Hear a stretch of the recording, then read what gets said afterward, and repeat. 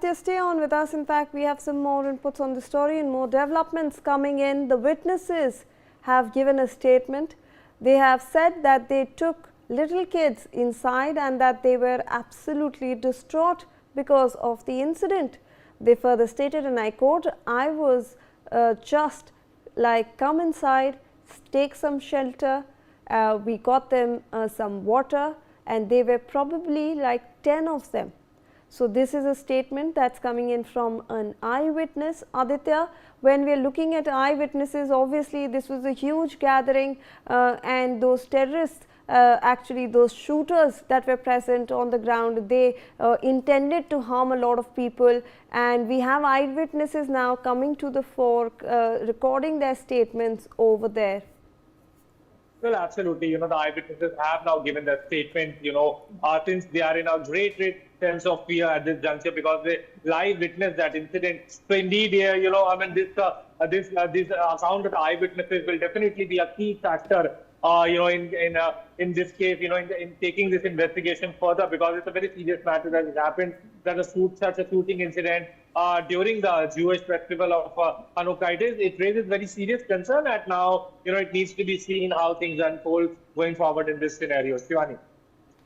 Absolutely. In fact, Aditya, please do stay on with us. We have some more inputs on this story. Several Muslim communities in Australia have now issued condemnations of the Bondi attack.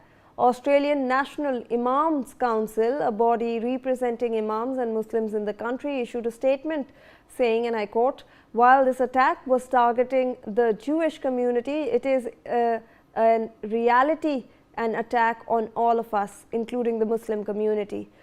This violent terrorist attack constitutes an attack on all Australians." They further added that the anti-Semitism expressed through hate, harassment and violence directed at the Jewish community has no place in our society. So, Aditya, obviously we are seeing that a particular community was being targeted after this attack came to the fore, and now we have the imams of the entire council of imams in Australia bringing out this statement, condemning it, and also stating that this is an attack not just against the Jewish community but also against all Australians.